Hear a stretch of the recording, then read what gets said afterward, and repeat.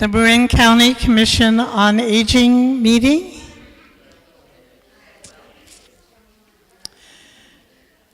My name is Sybil Boutillier. I'm a commissioner representing Sausalito on the commission. And it's my pleasure to welcome you here today and also to introduce Barbara Solomon, who's no stranger to most of us here. Barbara served as Chief Executive Officer of the Redwoods since 2001 and has over 45 years of experience and knowledge creating new models of affordable housing and supportive services for elders. And she's also worked for the homeless, providing services, innovative services there as well. Prior to joining the Redwoods, Ms. Solomon was Executive Director of Episcopal Community Services, providing supportive housing, skills training, mental health services, and more to homeless persons in San Francisco. She's been a tremendous leader in our community, and as we've all seen, the wonderful work that she's done here at the Redwoods has been a place that many of us hope to retire to as we move along in our own aging process. And I want to thank you for inviting us here and turn this over to Barbara. Thank you very much. I'm not good with podiums, so I'm going to wander around a little. Am I speaking loud enough? My residents usually complain that I'm not loud enough. Anyway, welcome to the new and improving Redwoods. We've been in construction for a long time, just ask any of the residents. But we are rapidly coming to the finish of the work that we're going to do. You walked in today and you saw a spectacular new lobby. Let me ask a question. Is there anyone who's never been here before who knows nothing about us? Okay, so I'll start in the middle like this as opposed to telling you about the Redwoods. So you walked into our beautiful new lobby, which opened yesterday afternoon at 5 p.m. And we had a rush of residents coming in right at that moment, so I'm thrilled. We've got a beautiful new kitchen, which is all OSHPD approved, which means it's the kind of kitchen that would withstand a hospital usage.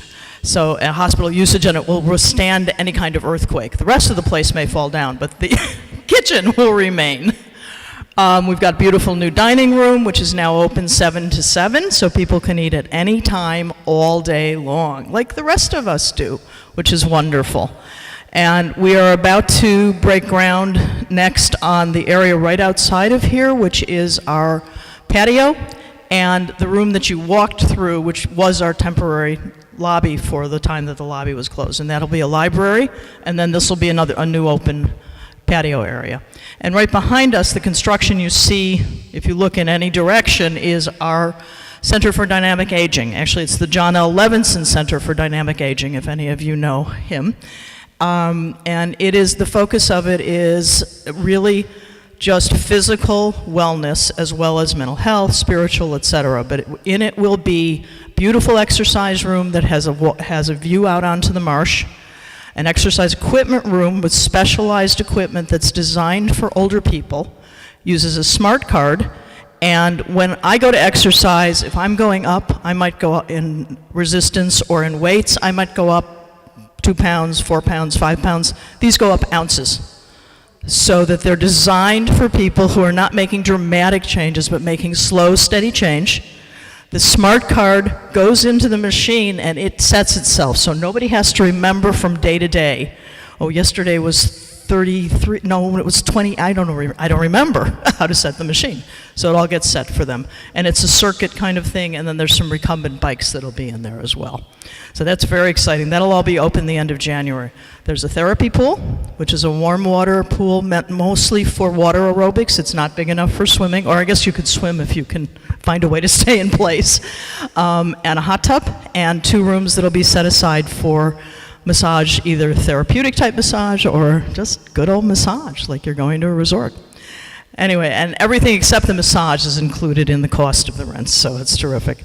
And for those of you who don't know, we do provide 60 units of HUD subsidized housing within our independent living. We also take both Medi-Cal and Medicare in within our skilled nursing. And we have a long-term commitment, even though our rents have gone up, to affordability for some component of the residents here. And we will keep that. We have our own subsidy program as well as the government subsidy programs. So that will always stay here. We will never give that up. And I hear rumors, because I heard, it looks like the Hyatt now, that, oh, your rents must be going up. They're not. We've gone up steadily, but no big jumps for a long time, and that won't happen here. I'm very pleased that you've decided to have your legislation discussion here, because we live and breathe legislation and regulation at the Redwoods, because we have HUD subsidies, we have an RCFE, an assisted living department, as well as Medi-Cal and Medicare. So it's always one of my favorite topics to hear what's going on. So thank you very much for coming. Thank you, Barbara. So now it's my distinct pleasure to introduce Assemblymember Marc Levine. Marc was elected to the State of California Assembly in 2012 to represent Marin County and southern Sonoma County. Formerly, he served as a San Rafael City Council member and has held leadership posts throughout his career, and notably helped develop award-winning software that documented human rights abuses around the globe. He currently chairs the State Assembly Committee on Waters, Parks, and Wildlife. This committee is responsible for overseeing water bond expenditures, implementation of a long-term plan to protect our beautiful parks, and protecting endangered species, migratory birds, and other wildlife. Mr. Levine has authored many important bills, closing the bullet button loop hole on semi-automatic rifles in California, making us all safer, addressing Marin County housing needs, increased use of recycled water, creating new charging stations for electric vehicles, and ensuring increased access and transparency to the California Coastal Commission meetings. Last year was another great year for Assemblymember Levine. 19 bills that he authored were signed into law by Governor Brown.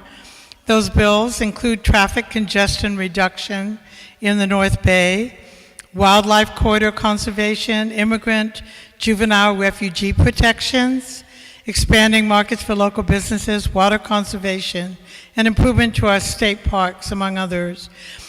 Marc Levine's a valued member of the State Assembly's Aging and Long-Term Care Committee, and he's been a special friend of the Marin Commission on Aging. Earlier this year, he assisted the Commission to gather information for our area plan by drawing attention to our Senior Needs Assessment Survey and posting it on his official website.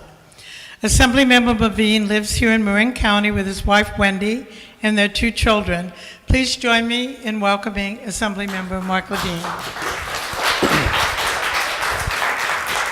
Thank you, Sybil, for that warm introduction. Thank you, all of you, for the warm introduction, and to Barbara and the Redwoods and the Commission on Aging for helping to organize and host this for you.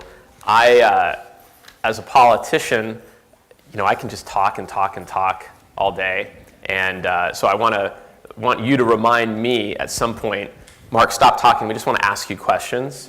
And I'm totally comfortable with that. That's actually something that I enjoy, because too often, I think in the role that I'm in, and it's always awkward to call yourself a politician, but you end up talking at people and not listening enough to people and hearing about what their needs are or their concerns are.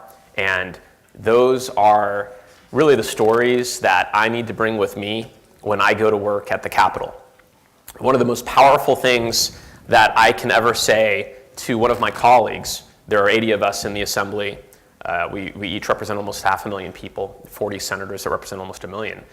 One of the most powerful things I can explain to one of my colleagues is why I'm voting for something, and that it's because of what people at home have shared with me. When what they've got are talking points from a lobbyist or a special interest group, and I'm armed with people that I represent care about an issue this way, that always prevails. And so it's extraordinarily important for me to be able to have that back and forth with you. Is it December 1st already? It is. I am just kind of getting out of the funk that was the presidential election. And it was one of those, I'm putting it lightly, mildly, one of those awkward moments where I had a good night. I received about 70% of the vote. I was reelected, and so that was good. But I have yet to celebrate, to acknowledge it in any positive way. Even with my wife and my children, we've talked about this. That night was extraordinarily difficult for me because of my children. And that was all I could think about. The entire presidential election was a teachable moment for my children, for my family, that helped me be a dad. I was able to compare the different presidential contests, the Democratic primary and the Republican primary, and talk about how we talk about issues, how we try to solve challenges and problems in people's lives, and how people who call each other names and bully one another demonstrate that style of leadership. And always able to point my children into the direction of, and I don't even mean to be partisan about this, I'm a Democrat, but the Democratic primary was an example of that. And I really thought that Bernie Sanders did such a tremendous favor, it's not even a favor, but when he said, let's stop talking about these emails, that was just so great. Let's start talking about issues that are affecting people's lives. And that was a tremendous moment of leadership. And I remember during the presidential primary, I was home alone with my children, and I want them to know about politics. Of course, I'm involved in it, and this presidential election was and will continue to be incredibly momentous for our country.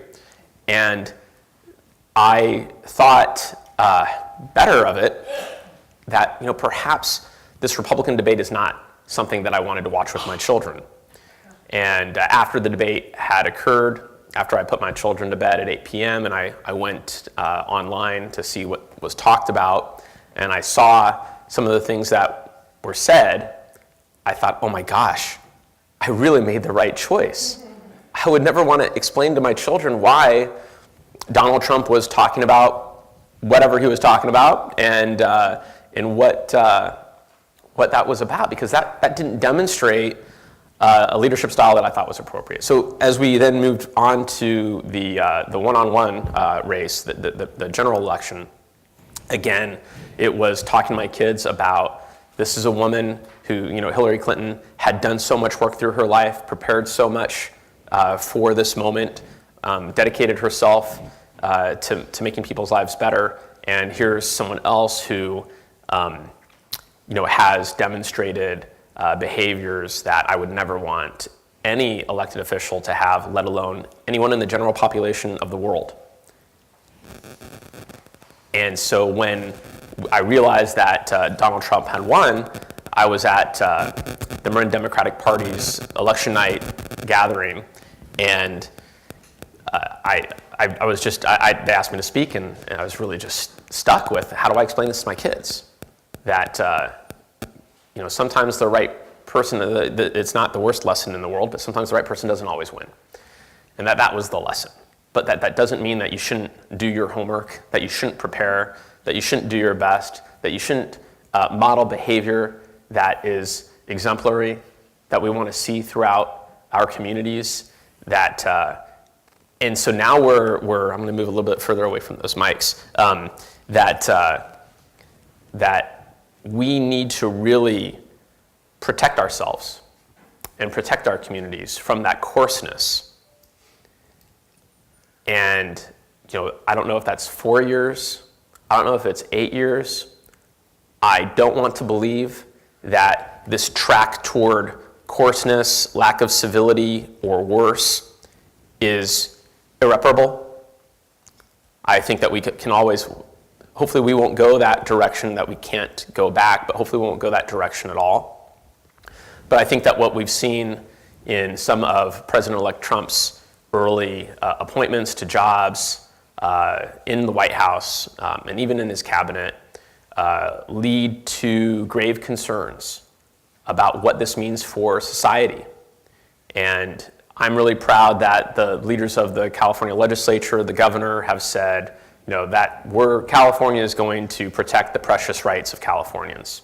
And we're going to do everything we can to do that. And hopefully that we will be a light for the rest of the nation to demonstrate how we protect Californians. Thank you.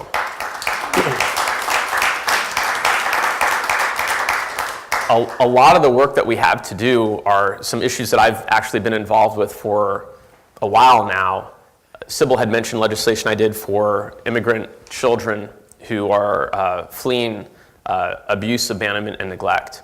And so we have a number of immigrant youth from Central America, but they could be from Syria, they would fit in this. And if they are fleeing abuse, abandonment, and neglect, and they are seeking what is called special immigrant juvenile status, that once they turn 18, that legal proceeding, if it has not been completed, stops, and they can be deported back to the dangerous situation that they fled. And I authored a legislation that strengthened SIGIS, the special immigrant juvenile status, so that when these children turn 18, that we're able to extend a legal guardianship to them. It's called a special guardianship.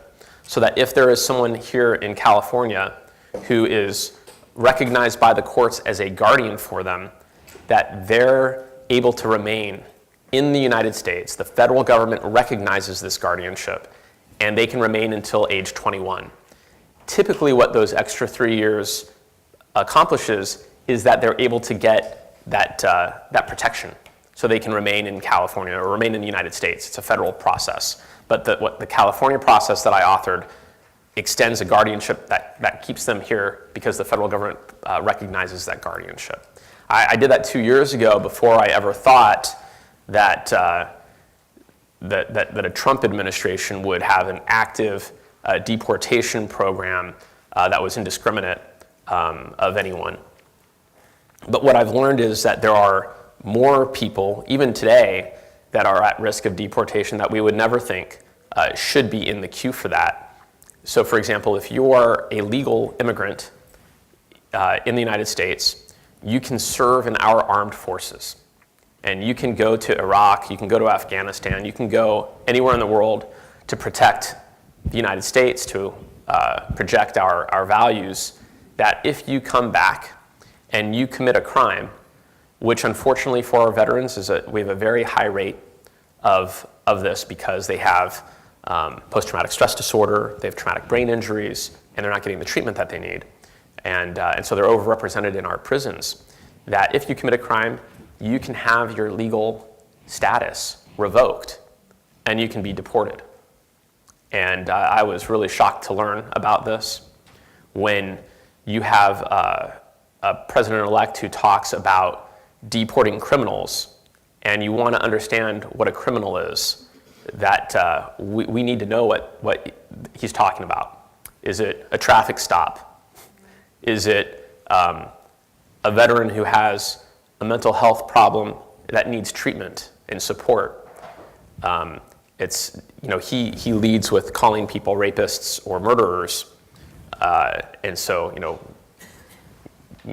maybe we wouldn't have any problem with deporting that, but when there's a very wide net, that these are things that we need to be concerned about, because these are things that destroy the fabric of our communities, that take people that we love, that we care about, out of their homes, and creates a system of deportation that when we target, quite frankly, Latinos here, and he's talked about deporting 3 million of them, whenever there is a systematic process of removing an ethnic population, that under UN definition is ethnic cleansing. you don't have to kill people to be engaged in ethnic cleansing. When you're trying to seek to create a homogenous community in the United States, as perhaps Steve Bannon, who was appointed by Trump to be a senior strategist, who has talked about white nationalism and supported white nationalism, that this is a pathway towards creating a less ethnically diverse United States. So we need to pay attention to this. We can't wait for it to happen. We need to be very attentive to it. I know that this community is, but I don't want to be the only one talking about looking for these warning signs. I think that words are the first signs. So when Trump talked earlier this year about a border wall, about not allowing Muslim immigrants into our country, about surveilling Muslim communities, 7 months ago, I introduced resolutions calling on Congress to reject policies that register Muslims and for building a border wall. And I'll be reintroducing, the session has ended, so I'll be reintroducing a resolution to reject those types of immigration policies on Monday. We need to be on record here, and rather than waiting for these atrocities to really occur that change who we are as Americans and Californians. So otherwise, California's doing okay. We have not seen too much change in our state itself.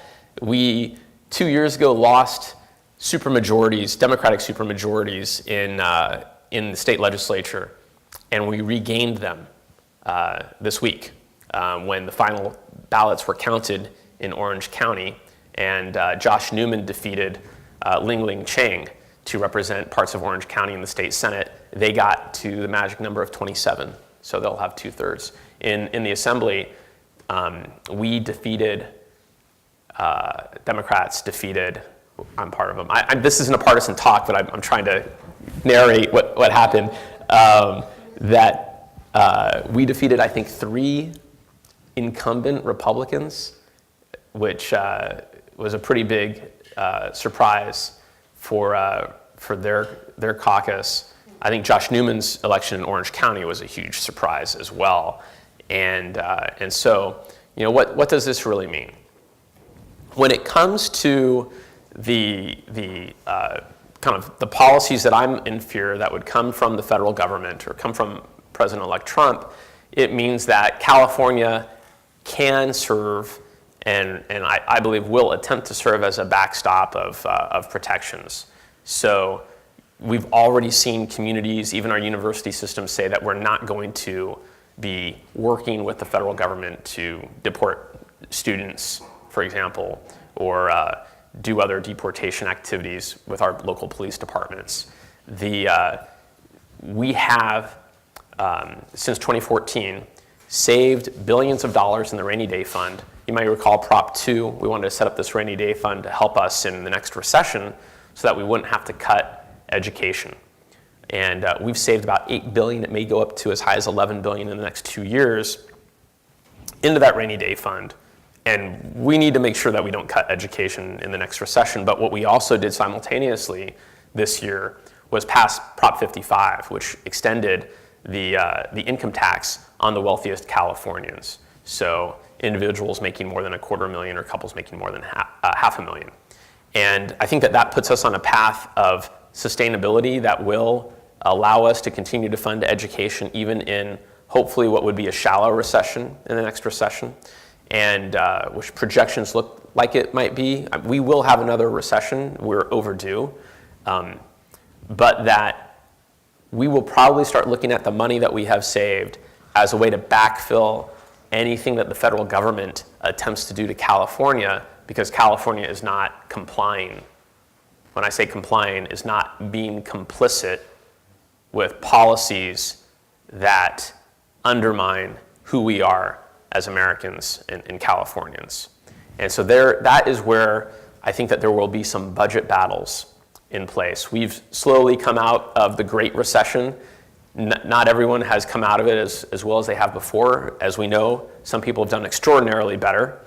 And now that we are starting to see a little bit of income growth as well for the rest of us. And we want to continue doing that. But what we've also seen is that during the Great Recession, so many social services received incredibly deep cuts for things that we care about, particularly things that serve the aging community. And we've slowly been able to grow that back. Probably not enough. There are a lot more programs that we can do to help people more. And that is going to be where we get squeezed a little bit. How do we protect programs that perhaps the federal government is trying to affect if there's some type of retribution for not complying with other things that they want, versus how do we protect the services that serve Californians in a way that we want to continue funding that and growing that. And that's going to be a struggle, and I'm not sure exactly how that's going to take place, but that's kind of me looking at the next couple of years. It may not happen right away. You know, of course, we even Trump has backtracked a little bit on the Affordable Care Act. You know, he said he was going to abolish it. Now he realizes if he wants to get reelected in 4 years, it's better not to take people's health care away. And so he's backtracking a little bit. And if he wants to fix it, because of course Congress would never have fixed it while President Obama was in office, and then call it his own plan, let him so long as people keep health care. I mean, it's almost like the kid in school copying the smart kid's homework and putting his name on it and saying it's his. That's Trump. But you know, I think that we're going to see a lot of that because Republicans in Congress just stopped anything good from happening. Obama, Secretary Clinton, others all admitted the Affordable Care Act needs to be fixed. We can make things better. Of course, every policy can be incremental and can be improved over time. But he had no partners in Congress to affect any of those changes in a way that you know, we learned, oh, we can make things better incrementally. And it's unfortunate. But I think I'll just stop there and give you an opportunity to ask any questions that you may have, or you know, give a speech better than I can give. Yeah, right there. Oh, I'm sorry. Hi. I've been asked by several friends who are immigrants from Central America without legal status, and have asked me for advice on where they can go to change their status. So I think that there are a number of immigrant law centers that you know, are in, I think of them as being in San Francisco. I know that there are immigration attorneys here as well, but there are immigration law clinics and centers that they can reach out to. I don't have one, you know, that I like, oh, go and talk to this person specifically, but I know if, I would imagine if they speak to, say, the Canal Alliance, that they would be able to direct them to resources. Yeah, and the Canal Alliance is in San Rafael. Yeah.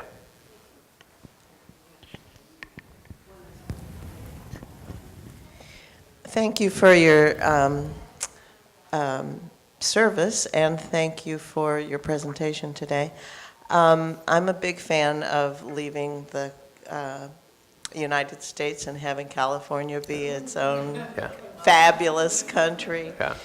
And what I'm wondering is, you talked about sanctions or behaviors or whatever that Trump might do if we don't follow the program, where nuclear attack by Trump on California is the worst case scenario. What do you see as the likely things other than withholding of some federal monies? Yeah, so there are some, for example,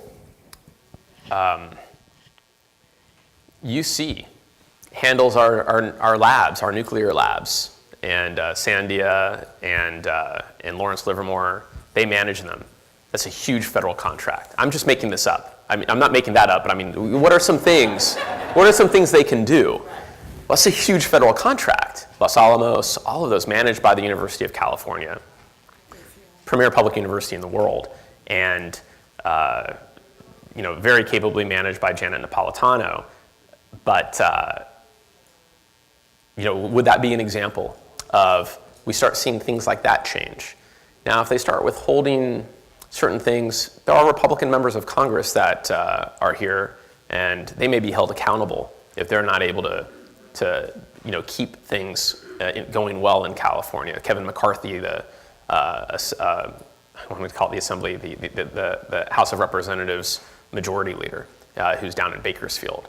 So he's a Republican, and that would look pretty bad for him to be in a very senior leadership in Congress and not be able to protect what types of bacon he brings home to the state. So I think it's unclear, but we need to anticipate these things as we plan for what we're doing. Yeah. And I came in a bit late, and I keep hearing the statistic. You may have addressed this. It's kind of a segue. That California is the 6th largest economy in the world. Mm-hmm. Is that really true? And what sectors make that so? So it's all a way of how you measure it, and I think it's done on gross domestic product, and it's fleeting. So as some things grow and change, then France overtakes us, and we're not overtaken. A lot of it happens around the coast and the metropolitan areas, particularly with technology and jobs. Of course, agriculture plays a small role. But we have a number of different industries in California that make it with extraordinary profits. So that helps us when times are good. And we slipped quite a number of spaces, maybe to 10 during the recession. So it's fleeting and it changes now. What does that really mean? Can we sidle up to the bar with these other countries and just plunk our chips down and say, hey, look how rich we are? It doesn't exactly work that way. But we are a donor state to the federal government as far as how much money we give to the feds that we don't get back. But we do get a lot of money. We do get a lot of federal money nonetheless. It's just not all of it that we send. Hello, yeah. I'd like to ask about AB 2844, which you were a principal co-author of. It went through a number of changes, and what finally emerged was that anybody bidding for a $100,000 contract with the state would have to say that they are in compliance with the Unrest Civil Rights Act, and 2, that they are in compliance with the California Fair Employment and Housing Act, and 3, that that any policy they have against any sovereign nation or peoples recognized by the government of the United States, including but not limited to the nation and people of Israel, is not used to discriminate in violation of the Unrest Civil Rights Act and the California Fair Employment Act. So what do you mean by the nation and people of Israel? Does that include anybody who's a Jew here in the United States, since Israel considers itself to be a country for all Jews? I don't think that was pondered for that. Well, what was the point of this then? Because the civil rights laws, these California civil rights laws refer to people living in California. Mm-hmm. So could you give us an example or two of how this bill would actually play out? Sure. So I think that what we've seen in a number of places, and I know that there is a lot of disagreement about this, but there's a movement to undermine the state of Israel and its right to exist. And some people would use boycotting the state of Israel as a way to do that. Others would say, no, that's just we disagree with some of Israel's policies, which is completely fair to do. So what was attempted to do was say, look, we want to protect free speech, and that's done with this bill, but you can't use commerce as a way to delegitimize the state of Israel, which, if you look at the alt-right and Steve Bannon and a lot of what they do, that they are seeking ways to delegitimize Israel as a way to extend and further anti-Semitism. And we've seen a rise of that type of hate speech and hate crime. And we wanted to make sure that when you're engaging in those things, that you're not using your disagreements with Israel's policies as a veneer that covers hatred of Jews. It's a very sensitive topic, and I know there's a lot of passions on those sides, but that was what the goal of that bill was. All right, yes? The end-of-life legislation passed in June, and I have heard that Kaiser is training some of their doctors on how to help seniors who choose to take that option. Is anything being done to the smaller internist practices, which are scattered all over California, and for those elders who aren't going to Kaiser, they go to their internist in their neighborhood. So are those doctors in any way being trained about the end-of-life option? So it's a great question. So Kaiser is just one healthcare provider. There are a lot of people that aren't not part of such a big system where they can create kind of educational training and programs so that their entire health system knows how to implement the law. That law was probably one of the most, one of the greatest personal journeys that I went on as a lawmaker, to really contemplate what that meant to me as a person, as well as how that would affect policy. And I think that happened for a great number of the members of the legislature to really figure that out and come out with a policy that worked well for California. And I think that we did. I can't tell you specifically how individual doctors in private practice are coping with that law and understanding how to apply that law. But Joan Lubermersky, who's in the back, can be a resource to you and to the Aging Commission. Yeah, and we got business cards there, but we can go and report back to the Aging Commission if there's some statewide system or educational, continuing education for doctors and physicians to figure out how to implement that as well. So I'm sorry, I just can't give you more information. Okay. Yeah. Or have people taken advantage of it who have wished to so far? There have been reports that individuals have done that. And it's very much like what occurred in Oregon, which is that people aren't flocking to this at all, but there are individuals who are taking advantage of it as it is appropriate for them. Yeah.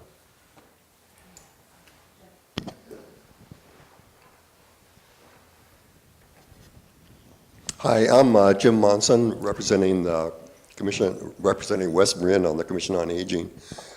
My question is, given the retaking of a supermajority by the Democrats in our state government, do you think that it's any more likely that there might be some serious attempt at reforming the tax system, particularly with respect to Prop 13 and some of the, surcharges on high-income people? So I'm not hopeful about that.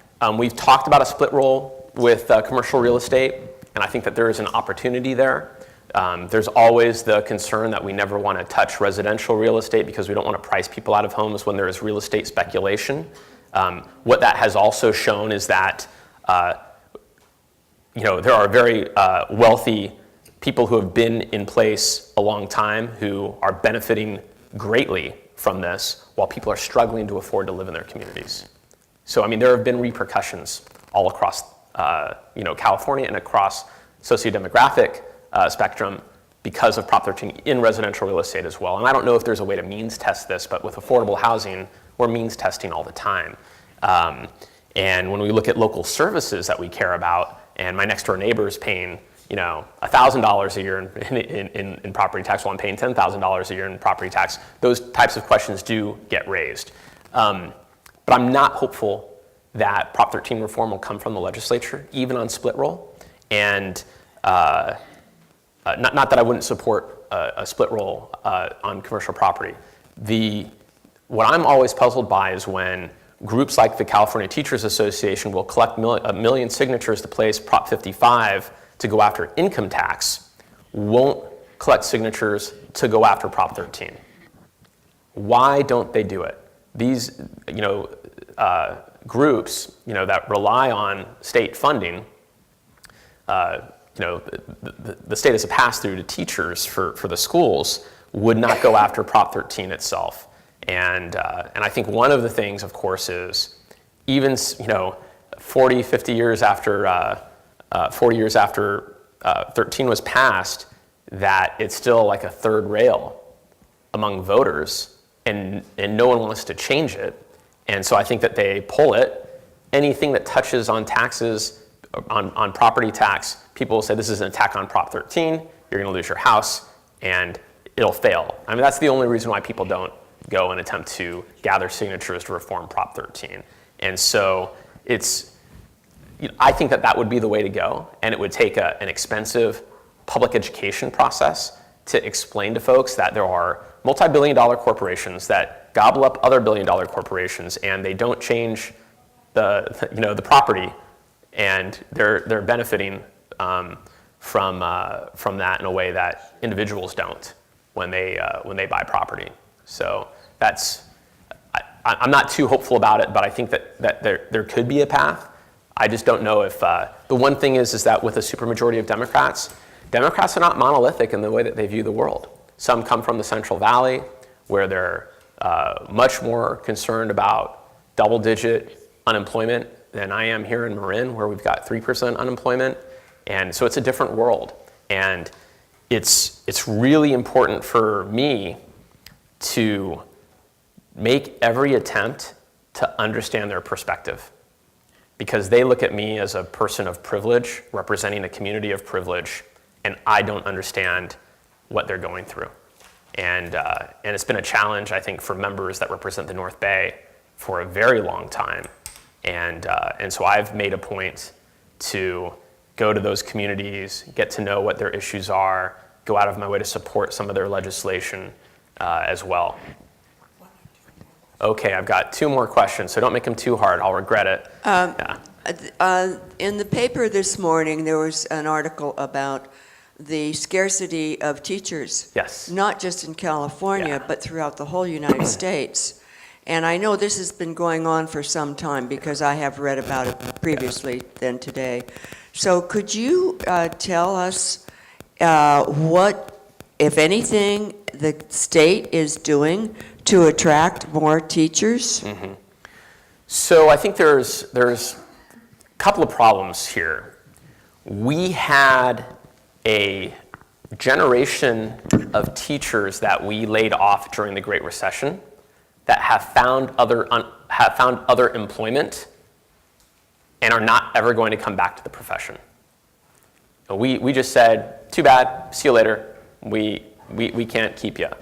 And we need to figure out a way to deal with teacher employment issues where we don't disregard new teachers in the way that we do in the current system. We have a seniority system that's there to protect people, and it's there for a good reason, but it means that the last people hired are the first people fired during a recession.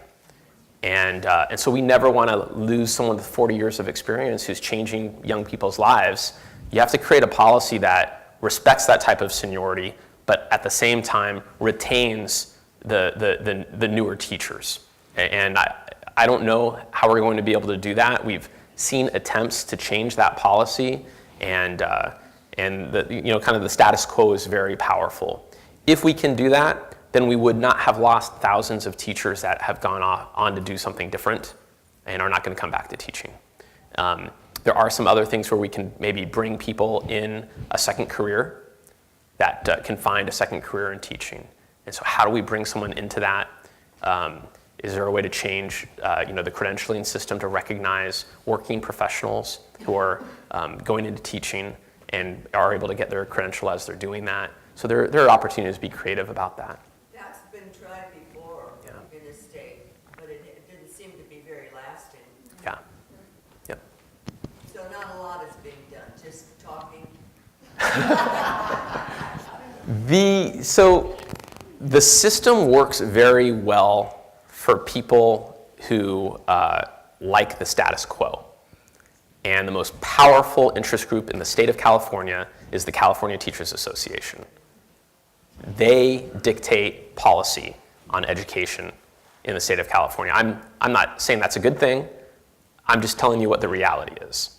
And when you go to the Assembly Education Committee or you go to the Senate Education Committee and you propose to change reality for people that are very happy with the status quo, they will do everything they can to kill that legislation.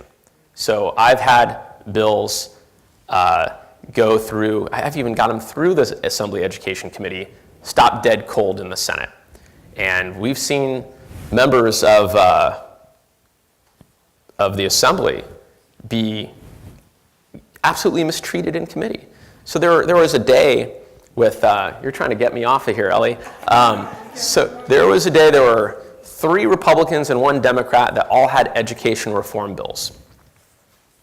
And they tabled all of the Republican members' education reform bills. And okay, I mean, they're Republicans, that happens. It's good to be a Democrat sometimes. But no. When the Democrat came up, they were going to do the exact same thing to Dr. Shirley Weber, who represents a part of San Diego, African-American woman, educator. And she said to them, so she's talking about how do I make schools better for my community? That's what she was trying to do. It would have changed the status quo. She said to the committee, you can call this up on video, on Cal Access.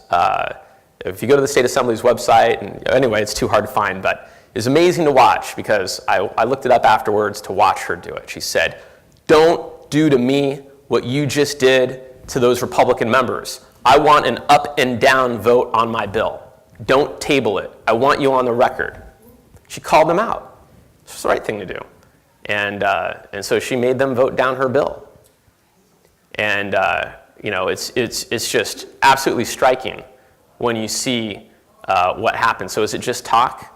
No, it's not just talk. There's a struggle every year to make our schools better. And it's people who attempt to give greater educational opportunities for students are demonized, and the education reform movement is demonized, and then they cast you as being anti-teacher, which is hardly the case. And so it's a very destructive environment. And I think that we find that in politics on any number of issues where you're not trying to make education better for students, you're being anti-teacher or something like that. And so that's how they color the whole debate. It's a very frustrating environment, but what we find in our jobs is that people want to say you're either for something or against something, you're good or you're bad, and the kind of nuance of it, really understanding it, analyzing it, something that we're very capable of doing here in Marin. We read a lot of different news sources, we synthesize that, come to our own determination of what is really going on. That doesn't really occur across California and other places, and it's unfortunate. But there are battles like that every day. Most Democrats, Republicans do this too. So like on taxes, Republicans, why vote for a tax? I'm a Republican. I want to go I want to have another job. I never want a Republican to say that I'm a pro-tax guy, so I'll never vote for a tax increase. That's a Republican way of doing it. All right, so I'm a Democrat. I want to get to my next job. What's the best way of doing it? Never cross the status quo. The status quo will then bring me to my next job, and that's the formula for success. It's all really self-interested, and it's not about doing the right thing. And so we deal with that every day. Uplifting. One more question. I would like to talk on the BDS, boycott, divestment. Sure. I don't feel that is an anti-Semitic issue whatsoever. Yeah. There's thousands of Jewish people in this country that are also on this movement. And a little closer, sorry. I'm talking about the BDS movie, the boycott, divestment movement. I don't feel it's anti-Semitic at all. It has nothing to do with anti-Semitism. Because thousands of Jews in this country all my friends are for this. It really has to do with not wanting the big corporations to be destroying Palestinian lands and home. It has nothing to do with anti-Semitism. That's just a big propaganda tool. In fact, I'm even getting tired of hearing that because we all love our Jewish friends. It doesn't make any sense at all. I have heard you talk, and you've said that you are a Zionist. I am, yes. Yeah, and so that's different than being anti-Semitic. So anyhow, I'd like to just hear a little bit more of your views on that. Absolutely. So you don't have to be you don't have to be an anti-Semite to support BDS. You can have any number of positions and disagreements with Israeli policy, and I support people having those positions, even if I don't support those positions myself. The difference is when you have a double standard against the Jewish state that you don't have on others. The difference is when I've got a young Muslim student in my office, and I tell them, we're in the Middle East, would you like me to drop you off where you can be you? Where you can be safe, where you can dress how you want, where you can be gay, where you can love who you want. Where can you do that? And they don't have a place to go. They can do those things in Israel. So the thing is that I believe that many people, not all, apply a double standard that is anti-Semitic, and that's my belief. And the bill is there to protect against a double standard that supports anti-Semitism. But it also protects free speech, and it protects people to support the policies that they like. So on that note, I don't know if Ellie, you wanted to say a few words before I said goodbye, or should I say goodbye? No, Okay. Been sitting in front of you right here is one of the older members of the Redwoods. And this is Beatty right here. And she's 103. You gotta have it close to 103 years old. Hi, Beatty. And sitting behind her is someone, when I came to mediation services at the County of Marin, I worked very closely with, and is Elizabeth Moody, who is very involved in housing. But I want to tell you all, I walked into Mark's office with Lee Pullen last year because I was very, very concerned about what was happening to the California senior legislature. And I said to him, it's not difficult to come in here and ask you for money for senior services, but it was very difficult coming in and asking for help to keep CSL going. And he said to me, people come in this door and ask for money all the time. And he and Mark, Mike McGuire, both helped CSL get funded for this year. And I can't thank them enough for what they did and helping us to strategize what we needed to do. And we're going back and asking them, how do we do it for the future? But I really appreciate that. Thanks, Ellie. And I want to also thank Joan and all your staff. They have been just wonderful to us, to the commission, to CSL. Thank you. It's my pleasure. I am so proud to represent this community. It's one of the most engaged communities in the entire state of California. It's an honor. And please always reach out to my office with any problem you have. A lot of folks call us when they're really frustrated because things aren't working very well. And we are a resource to you before you get to that point of frustration, whether it's an issue with any state agency or you have a question about how you get help with something. Maybe we can help you find the right federal or local agency. Never be shy to just reach out and let us know how we can be helpful to you. Thank you all so much. Have a wonderful day.